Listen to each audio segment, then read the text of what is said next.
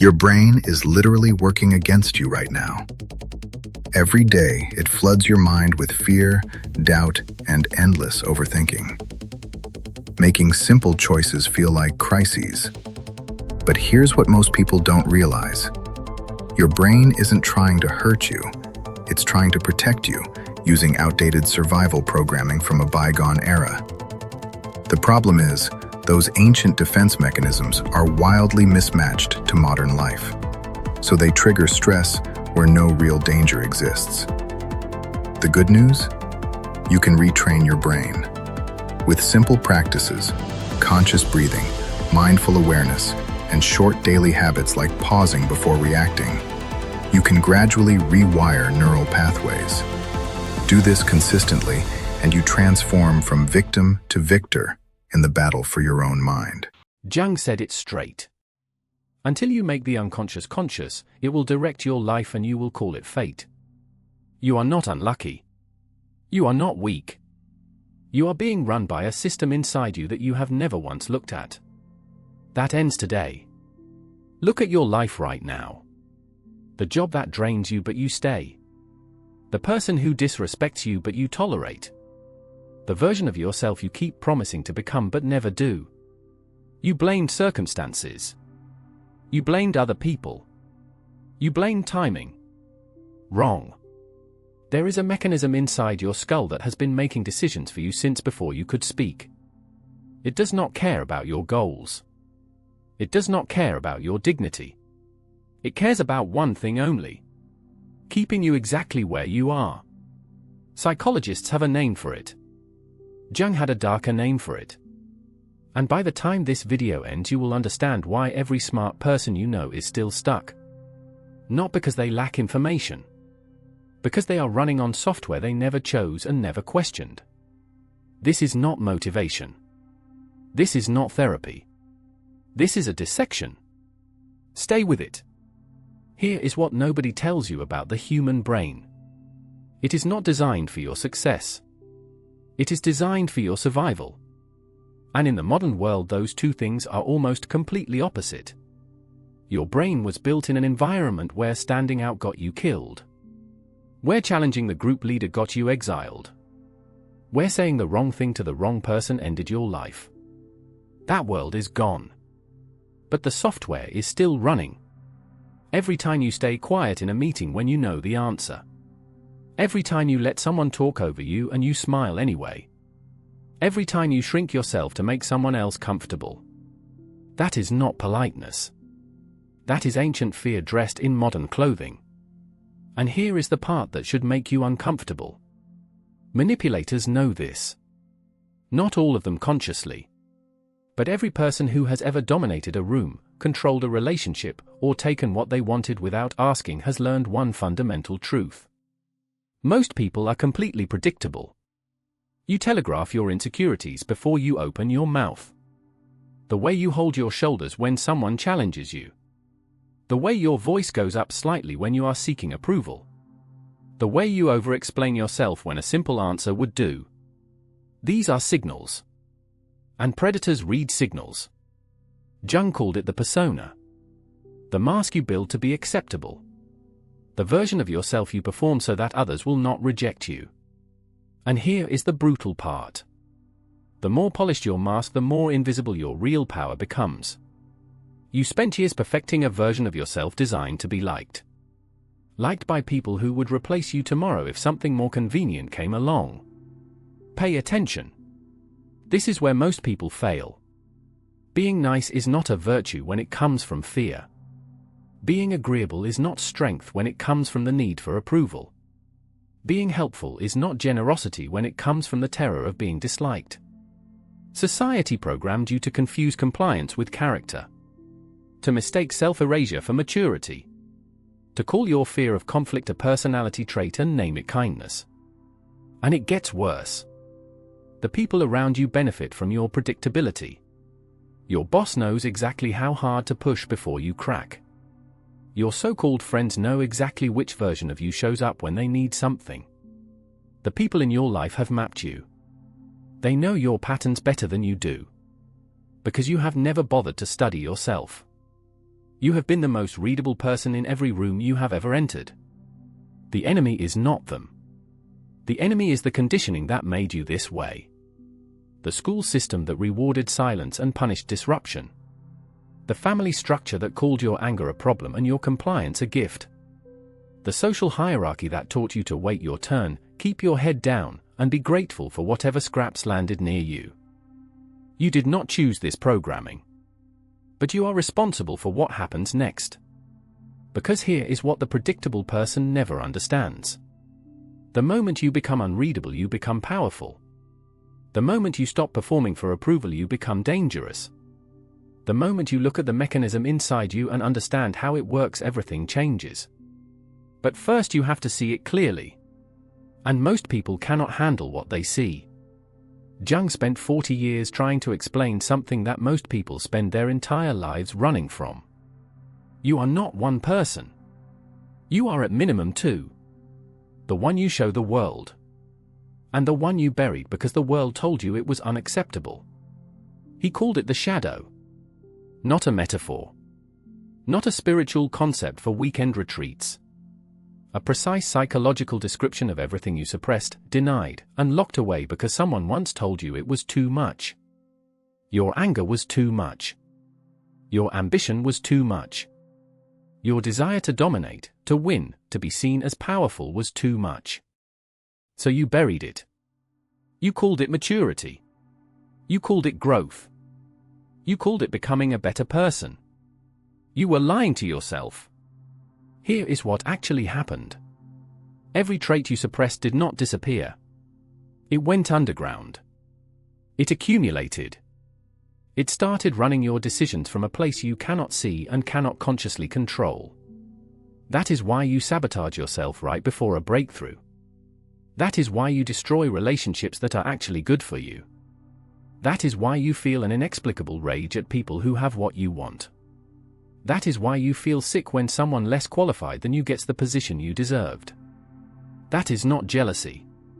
That is your shadow showing you exactly what you want and exactly how terrified you are of wanting it. Jung said something that most people quote and almost nobody understands. The shadow is not evil. It is unlived life. Read that again. Not evil. Unlived. Every piece of aggression you swallowed became a wall between you and your own power. Every time you smiled when you should have drawn a line, you handed a piece of your authority to someone who did not deserve it. Every time you chose comfort over confrontation, you fed the shadow and starved the self. Your shadow is not the worst part of you. It is the most honest part of you. It contains everything you were told to hide. Your hunger. Your ferocity. Your refusal to be small. And here is what the psychologists in their careful academic offices will never tell you directly. The people who have real power in this world are not the most talented. They are not the most educated. They are the ones who integrated their shadow instead of suppressing it. They made a deal with a dark part of themselves. They said, I see you. I am not afraid of you. Now work for me. Self-betrayal has a specific pattern. It always starts with a small compromise. You let one thing slide that should have been a hard stop. You explain it to yourself. You say it was the smart move. You say you are playing the long game. You say you are being strategic. But the shadow knows. And every time you betray yourself, the shadow grows heavier. More unpredictable. More likely to explode at the wrong moment. More likely to make you act in ways you cannot explain and cannot control. The person who screams at a stranger over something minor. The person who suddenly quits everything they built over one small slight. The person who burns a relationship that took years to build in a single night. That is not weakness. That is a shadow that was never integrated. That is suppressed authority looking for any exit it can find. Jung also identified something he called the anima and animus. The inner feminine in men. The inner masculine in women. The parts of yourself that were conditioned out of you based on what your gender was supposed to look like. Men told to never show fear became men who cannot read their own emotional landscape. They walk into negotiations blind. They make decisions based on ego instead of intelligence. They confuse aggression with strength because they never learned to feel the difference. Women told to never show ambition became women who mask their drive in service language. Who lead from behind and call it collaboration when what they actually want is control. Who shrink their hunger into socially acceptable shapes and wonder why they feel hollow. Both are shadow problems. Both are the result of unlived life accumulating in the dark. Here is the mechanism in plain language. Your brain hates you because it was built to maintain a social position that no longer serves you. Your shadow grows because you keep feeding it your unlived desires and calling that sacrifice. And the gap between who you perform and who you actually are becomes the exact size of your psychological suffering. The wider that gap, the more exhausted you are. The more you feel like an imposter. The more you feel like you are waiting for your real life to begin. Your real life will not begin. Not until you look at what is in that gap and decide what to do with it. And this is where most people think they have found the answer. They think the solution is simple. They think if they just understand the shadow they will be free. They think awareness is enough. It is not. And that is exactly what we need to talk about next. So you found the shadow. You read Jung. You watched the videos. You did the journaling. You sat with a therapist who helped you understand your patterns. You cried once or twice and called it a breakthrough. You felt something shift. You told yourself you were different now. And then you walked back into your life. And nothing changed. Your boss still talks over you in meetings. The person you love still treats your boundaries like suggestions. You still wake up at 3 in the morning running calculations about whether people actually respect you or just tolerate you. You thought the solution was awareness. It is not. Awareness without integration is just sophisticated suffering.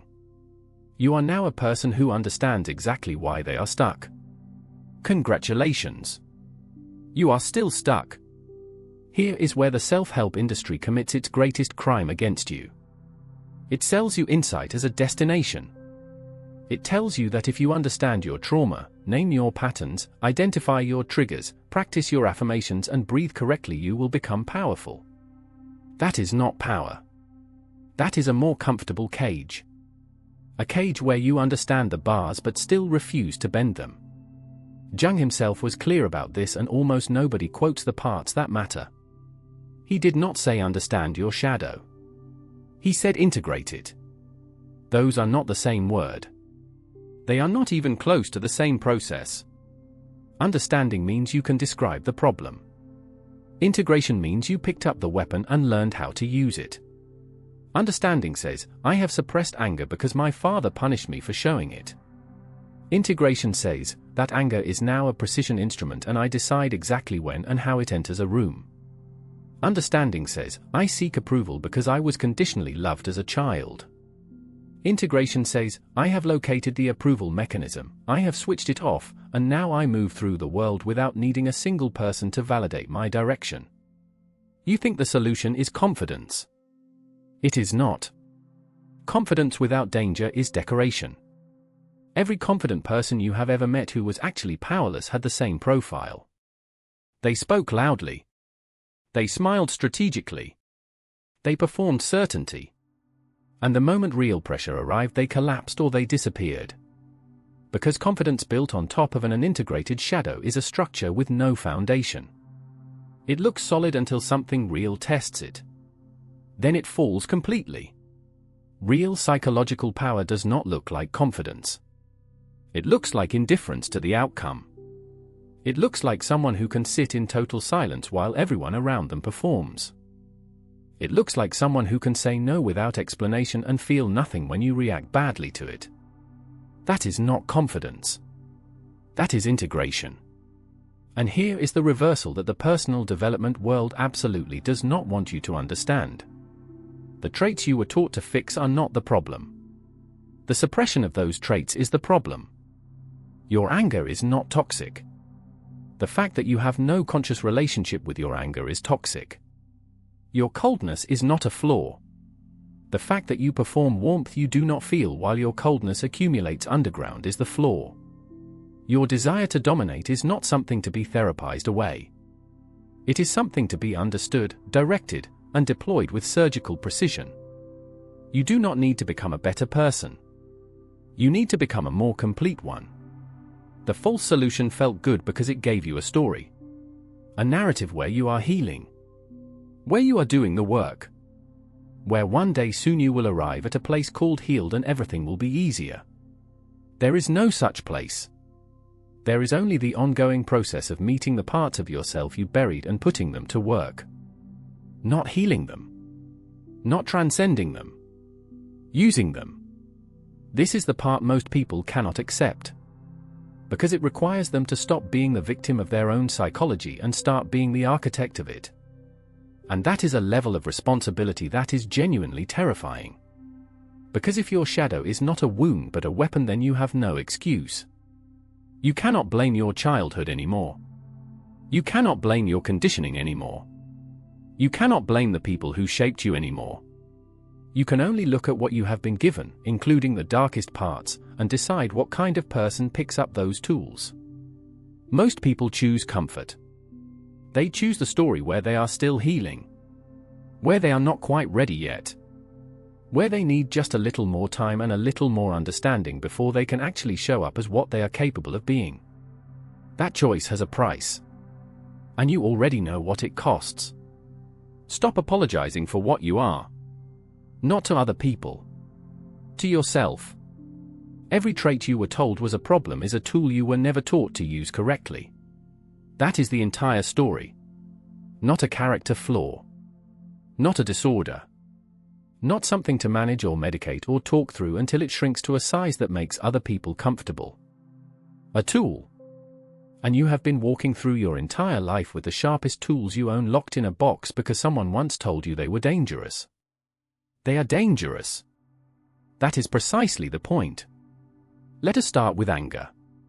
Not the explosion kind. Not the kind that costs you jobs and relationships and your own self-respect. The suppressed kind. The kind you swallow 20 times a day and call patience. Jung understood that suppressed anger does not disappear. It calcifies. It becomes resentment. It becomes the passive aggression that leaks out sideways. It becomes the exhaustion that has no medical explanation. It becomes the numbness that settles over your life like fog and never fully lifts. Integrated anger looks completely different. Integrated anger is the voice that drops one register when someone crosses a line. It is the stillness that enters the room before you speak. It is the complete absence of the need to raise your voice because the boundary you just drew requires no volume. It is the moment when someone pushes and instead of absorbing it or exploding, you simply look at them and say nothing and they understand immediately that they have made an error in judgment. That is anger working for you. That is anger integrated. Precise. Controlled. Devastating when necessary. Most people won't do this. That is why most people stay weak. Now coldness. You were told emotional warmth is the currency of human connection. And in certain contexts that is true. But you were never told about the strategic value of emotional withdrawal. Cold does not mean cruel. Cold means that your emotional temperature is under your control and not under the control of whoever is in the room with you. When you are always warm, always available, always responsive, always giving people the emotional feedback they are looking for, you hand them the remote control to your internal state. They learn how to make you feel good. Which means they learn how to make you compliant. Emotional discipline means you decide when warmth enters the interaction. You decide how much. You decide when it stops. The person who is consistently warm to everyone is valued by no one in particular. The person whose warmth is selective is someone people work to earn access to. Scarcity is not manipulation. It is an accurate reflection of your actual value. Silence. This one is the most underestimated weapon in the entire psychological arsenal. Most people are terrified of silence in social situations. They rush to fill it. They over-explain. They perform. They give away information they never needed to share simply because silence made them anxious and talking felt like relief. Silence is not emptiness. Silence is pressure.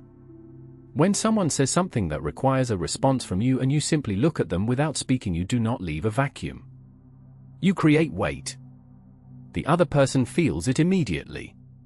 And most people under that kind of pressure will start talking. They will fill the silence with whatever is rattling around in their head. Their doubts. Their justifications. Their actual position before they had time to dress it up. Controlled silence extracts more accurate information than any question you could ask. It also signals something very specific about you. It signals that you are not afraid of the discomfort of an unresolved moment. That you do not need the interaction to feel smooth. That you are operating on a timeline that is entirely your own. Most people won't do this. That is why most people stay weak. Detachment. Not the kind that comes from not caring. The kind that comes from caring about the outcome but not needing it. This is the single most powerful position in any negotiation, any conflict, any dynamic where two people want different things. The person who needs the deal to close is always at a disadvantage. The person who can genuinely walk away holds all the leverage. But most people cannot genuinely walk away because they have not done the internal work of separating their identity from the outcome. Their self-worth is tied to whether this person likes them. Their sense of security is tied to whether this job comes through. Their feeling of being okay is tied to whether this relationship survives the next conversation. That is not a negotiating position. That is a hostage situation where you are holding yourself. Detachment means you have done enough internal work that your sense of self does not require external confirmation to remain stable. You want the outcome. You work toward the outcome. But you do not need it to remain intact as a person. And the moment the other party senses that about you, the entire dynamic shifts. Ambition. You were taught that visible ambition is dangerous. That wanting too much makes people uncomfortable. That the appropriate social posture is to understate your goals, perform humility, and let your results speak for themselves. That advice is designed to keep you manageable. Visible, directed, unapologetic ambition is a form of social communication. It tells people exactly what category to place you in. It tells potential allies that you are worth attaching to. It tells potential competitors that the space is already claimed. It tells the people above you that you are not a permanent subordinate and they need to decide quickly what to do with you. The person who hides their ambition does not become safer. They become invisible. And invisible people do not get chosen for anything. Your ambition is not something to manage. It is something to project. Clearly. Consistently. Without apology. Every dark trait you own has a version that destroys you and a version that serves you. The difference is not the trait. The difference is the level of consciousness you bring to it. Unconscious anger burns your life down. Conscious anger draws lines that protect everything you have built. Unconscious coldness isolates you. Conscious coldness creates leverage. Unconscious silence is avoidance. Conscious silence is dominance. Unconscious detachment is numbness. Conscious detachment is freedom. Unconscious ambition is desperation. Conscious ambition is authority. The work is not to eliminate these things. The work is to bring them into the light and decide exactly how they move. Everything until this point was diagnosis. Now we operate. 5 tactics. Each one uncomfortable. Each one applicable starting today. Each one a direct translation of shadow integration into social power. Do not mistake these for tricks. Tricks are for people who want to seem powerful. These are instruments for people who are building it. Tactic 1. Controlled silence. You already know silence is pressure. Now here is exactly how to use it. Someone makes a request of you that you do not want to fulfill. Your conditioned response is to immediately explain why you cannot do it. To soften it. To apologize for the inconvenience. To give them a reason they can argue with. Stop. When the request lands, pause. Not briefly. Fully. 3 seconds minimum. Look at them directly. Let the silence exist without filling it. Then speak. Slowly. Without the explanation they are waiting for. The explanation is what they need to feel okay about your answer. You are not responsible for making them feel okay about your answer. Your answer is your answer. It requires no scaffolding. Watch what happens in those 3 seconds of silence. Watch them shift. Watch them start to fill the space themselves. Watch them begin to justify the request to you before you have even responded. You have now moved from the person being asked to the person evaluating whether the request is worth your attention. That is a complete reversal of the power dynamic, and you achieved it by doing nothing. Most people won't do this. That is why most people stay weak. Tactic 2. Micro-boundary enforcement. Most people think boundaries are large dramatic declarations. They are not.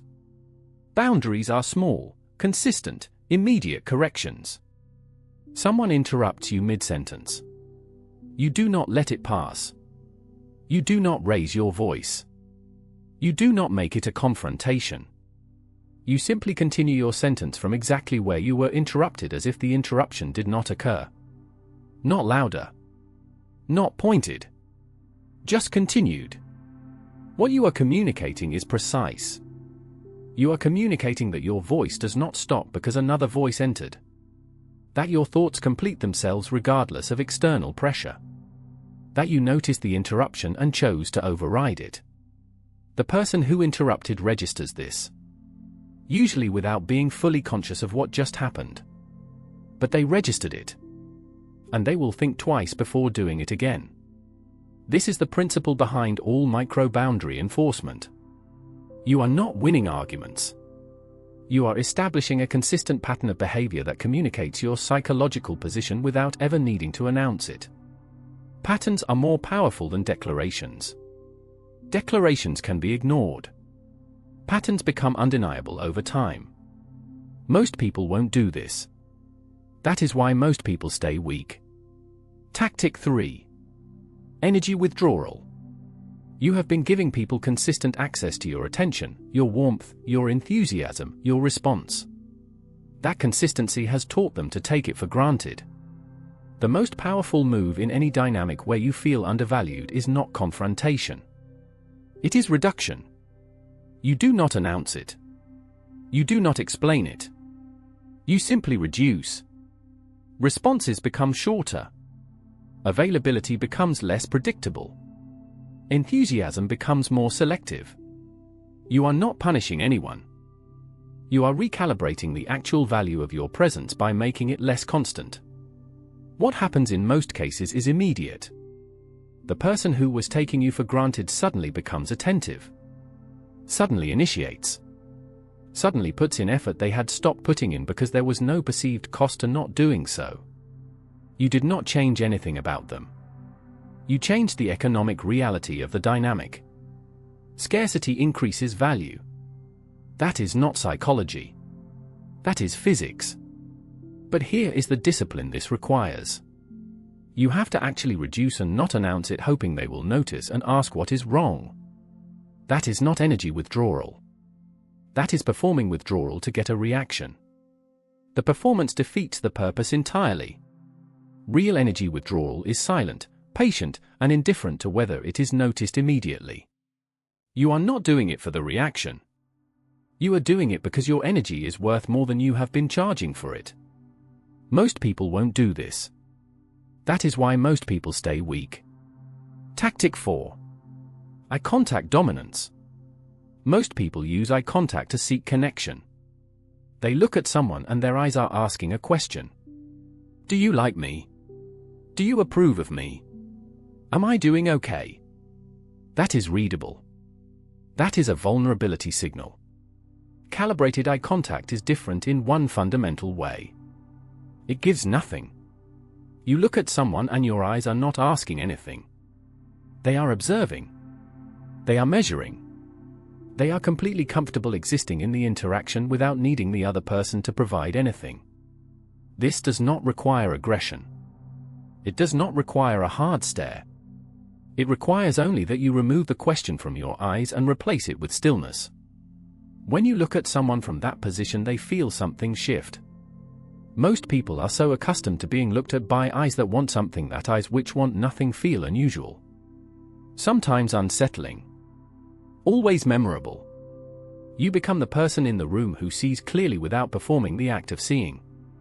That is a position of authority that requires no title, no introduction, and no explanation.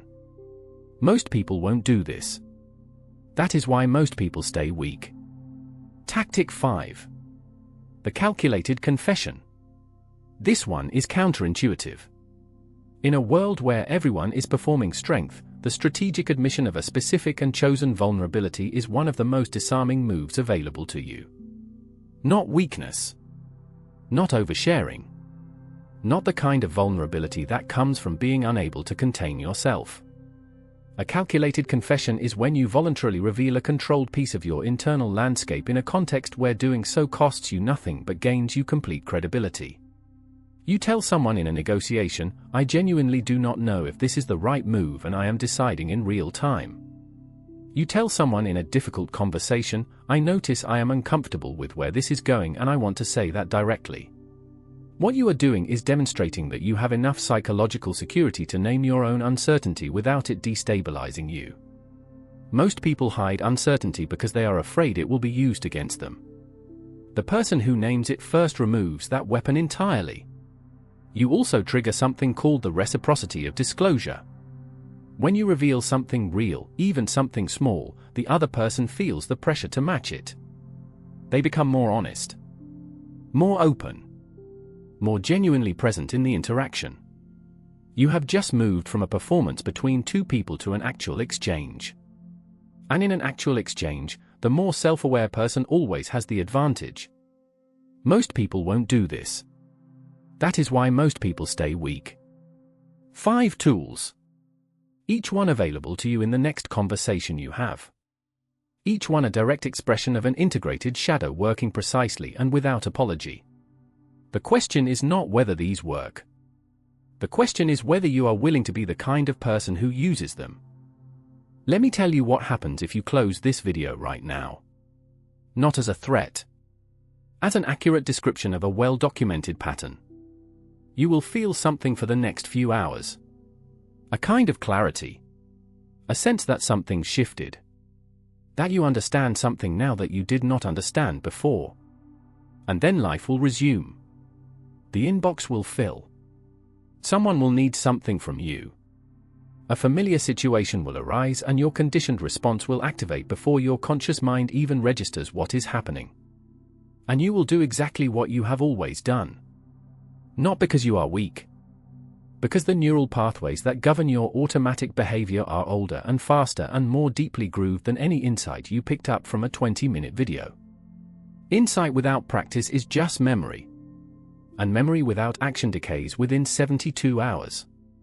Here is what staying the same actually costs you. Not in abstract terms. In concrete ones. Every year you remain psychologically predictable is another year that the people around you have accurately mapped your limits and built their behavior around them. Your boss knows exactly how much to give you and exactly how little. The people in your personal life know exactly which version of you shows up and exactly how to keep that version manageable. You have become a known quantity. And known quantities do not get chosen for anything extraordinary. They get maintained. They get tolerated. They get the version of respect that looks like respect from a distance but feels like invisibility up close. Pay attention. This is where most people fail. The cost of staying the same is not dramatic. That is what makes it so dangerous. It does not arrive as a single catastrophic event. It arrives as a slow accumulation of moments where you were not chosen. Where you were passed over. Where someone looked at you and made an accurate assessment that you were not going to push back, not going to demand more, not going to become unpredictable enough to require real consideration. And you let them make that assessment correctly. Because you were. The shadow does not wait forever. Jung was precise about what happens when integration is permanently avoided. The suppressed material does not stay quietly in the basement. It builds pressure. It finds exits. It erupts in contexts where you have the least control and the most to lose. The person who never integrated their anger does not remain calm indefinitely. They explode at the worst possible moment. At the person who deserved it least. In the situation where losing control costs them the most. The person who never integrated their ambition does not remain peacefully humble. They become bitter. Quietly corrosive. The kind of person who tears down what others build because building their own thing feels too dangerous to attempt. The person who never integrated their capacity for coldness does not remain warm forever. They become numb. Disconnected from their own life. Going through motions with the persistent feeling that they are watching themselves from a distance and cannot figure out how to get back inside their own experience. This is the moment where you decide. Not tomorrow. Not after the next book or the next therapy session or the next time life gives you a cleaner opportunity. Now. Because the cleaner opportunity is not coming. The right moment is not coming. The version of you that is finally ready is not waiting around the corner. There is only this version. The one watching this video. The one who has spent years being more available, more agreeable, more manageable than your actual nature requires. And there is a choice available to that version right now. Not a dramatic choice.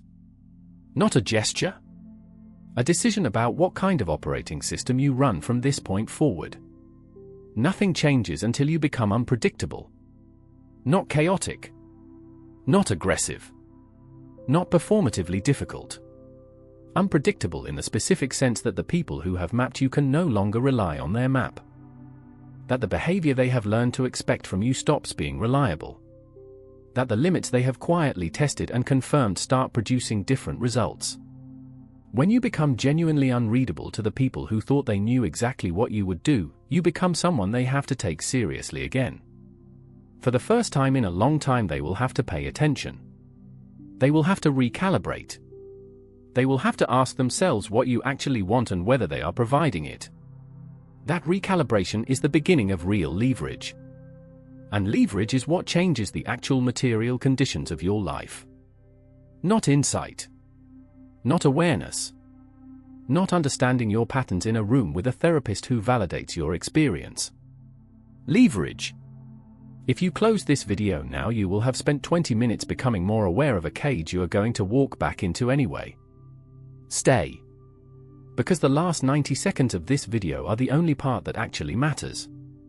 You started this video as someone who wanted to understand why their brain works against them. That is not who you are leaving as. Here is what actually happened in the last 20 minutes. You watched a dissection of the mechanism that has been running your life without your conscious participation. You saw the enemy clearly for the first time. Not other people. Not circumstances. Not bad luck or wrong timing or the specific cruelty of the particular situation you were born into. The gap. The gap between who you perform and who you actually are. That gap is the only thing that has ever been between you and the life you are capable of living. And now you cannot unsee it. Jung said something near the end of his life that almost never gets quoted because it is too uncomfortable for the people who want his work to feel safe and digestible. He said that the most terrifying thing is to accept oneself completely. Not love yourself. Not forgive yourself. Accept yourself. Every part. The hunger. The ferocity. The capacity for coldness. The ambition that does not apologize for existing. The anger that knows exactly where the line is and enforces it without explanation. The part of you that has always known you were capable of more and has been quietly furious about the distance between that knowledge and your actual life. Accept that completely. Not as a flaw to manage. As the full inventory of what you are working with. The person you have been performing for other people is exhausting to maintain. You have been maintaining it for years. Maybe decades. And the exhaustion is not a sign that something is wrong with you. It is a sign that the performance is too far from the reality. When you close the gap, the exhaustion lifts. Not because life becomes easier. Because you stop spending energy on the maintenance of a version of yourself that was never accurate. That energy goes somewhere else. into precision, into direction, into the kind of focused, unhurried, unapologetic movement through the world that other people experience as power without being able to name exactly what they are responding to. They are responding to integration. They are responding to a person who is entirely present in their own body, entirely clear about their own direction, and entirely unbothered by whether the room approves. You are not leaving this video with a list of things to try. You are leaving it with a question that will not leave you alone. Who would you be if you stopped managing yourself for other people's comfort and started operating from the full inventory of what you actually are? Not the sanitized version. Not the version that was trained into compliance by every system that ever needed you to be manageable. The actual version. The one with the shadow integrated. The one who knows how to sit in silence until the room shifts. The one whose anger draws lines instead of starting fires. The one whose ambition does not apologize for taking up space. The one who can withdraw completely and feel nothing about the discomfort that creates in others. That person is not someone you become. That person is someone you stop preventing yourself from being. Jung spent his entire career trying to give people permission to be whole. Not good. Not safe. Whole. You have the same permission. You always did. You just kept handing it to other people and waiting for them to give it back. They were never going to give it back. That is not how permission works. The comment you leave below this video is not for me. It is for you. It is the first public declaration of a private decision. Write this if it is true. I am no longer convenient. Not as a slogan. Not as a performance. As an accurate statement of a psychological position you are choosing right now. Convenient people get used. Convenient people get maintained. Convenient people wake up at 50 and understand with complete clarity that they spent their entire life being useful to projects that were never their own. You are not convenient. You are not here to be managed. You are not here to make the people around you comfortable with a version of you that costs them nothing and gives them everything. You have a shadow. It is not your enemy. It is your inventory. It is the full list of everything you were told to put down because someone else found it inconvenient. Pick it up. Not all at once. Not dramatically. Just start carrying what is actually yours.